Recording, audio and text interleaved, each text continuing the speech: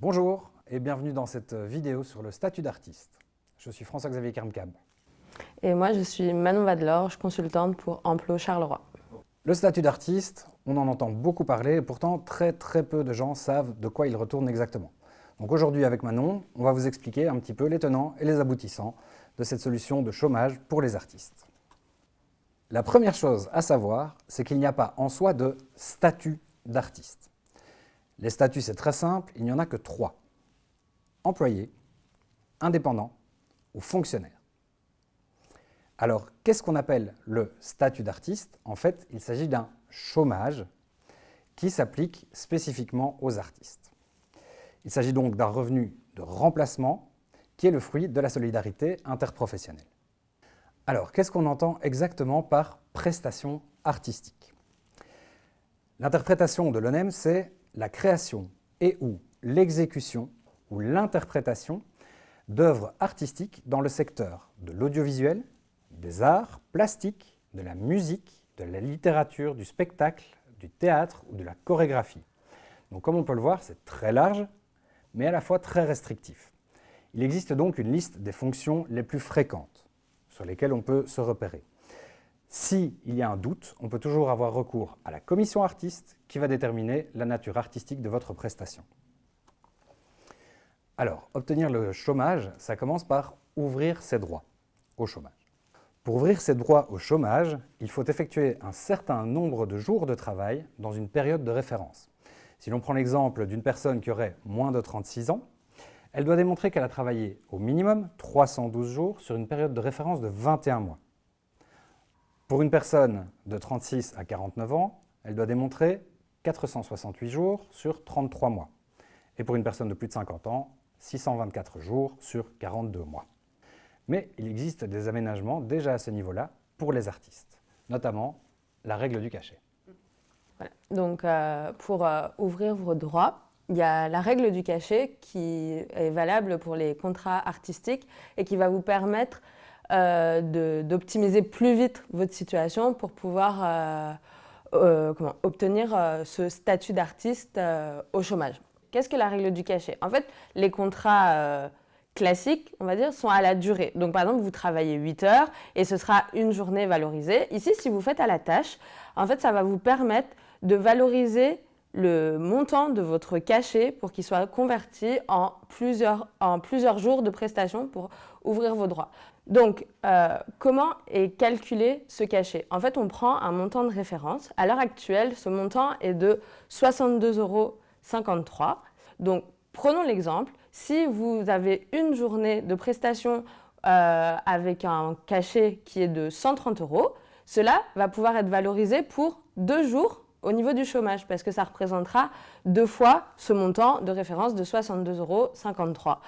Et pour pouvoir obtenir ce statut d'artiste, il va falloir emmagasiner 156 jours de prestations sur une période de référence de 18 mois. Mais attention, il y a une limitation sur un mois et une limitation par trimestre. Par mois, cette limitation est de 26 jours et par trimestre de 78 jours. Passons maintenant à l'explication de la neutralisation pour obtenir votre statut d'artiste.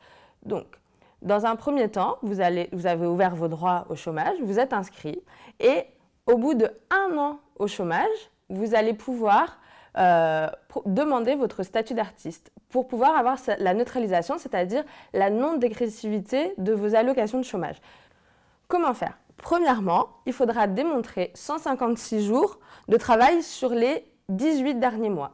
Donc là, je viens de vous dire qu'il fallait être inscrit au chômage depuis 1 an. Donc si on fait le bon calcul, 1 an c'est 12 mois, vous avez 6 mois rétroactifs avant votre inscription au chômage qui va pouvoir être pris en compte pour le calcul du statut d'artiste.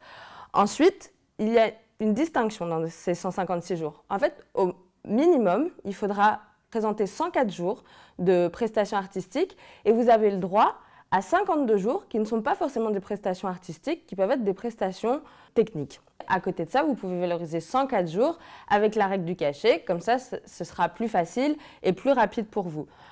Ensuite, il faut savoir qu'il y a à peu près des moyennes mensuelles que vous pouvez voir ici sur le slide, qui vous donneront un ordre d'idée de combien vous devez toucher mensuellement pour pouvoir ouvrir vos droits au statut d'artiste. Maintenant, on peut passer à la ligne du temps.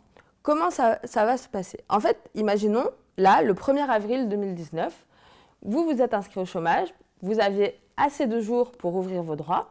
Voilà, vous êtes inscrit au chômage et vous commencez à toucher des allocations. Pendant 1 an, vous touchez vos allocations et puis 1 an après, le 1er avril 2020, vous allez pouvoir faire votre demande de statut d'artiste. Et là, donc la période de référence, elle va remonter 6 mois avant votre inscription, donc le 1er octobre 2018. Et on va prendre toute cette période de référence pour compter ces 156 jours. Et pour rappel, donc dans cette période-là, il peut y avoir minimum 104 jours de prestations artistiques et 52 jours de prestations techniques. Et ensuite, quand vous avez fait votre demande, si vous obtenez le statut d'artiste, donc vous obtenez la non-dégressivité de vos allocations, et après, tous les ans, en fait, vous allez devoir présenter des prestations pour maintenir vos droits.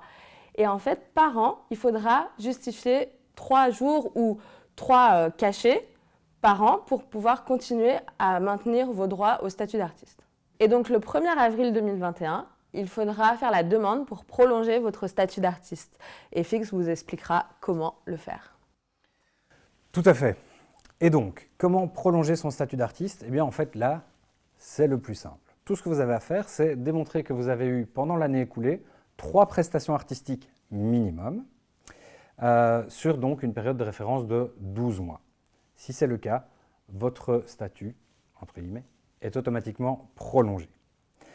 Il y a également une possibilité de revenir en première période, c'est-à-dire que si vous n'avez pas pu renouveler votre statut d'artiste et que vous recommencez à avoir une dégressivité de vos allocations, vous pouvez en fait demander quand même de retourner en première période. Pour ça, il suffit de démontrer que vous avez eu, je vous le donne en 1000, 156 jours de travail sur les 18 derniers mois, dont maximum 52 jours en travail non artistique et 4 semaines sans allocation.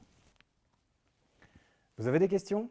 N'hésitez pas à venir nous retrouver sur www.amplo.be ou à contacter l'un de nos bureaux.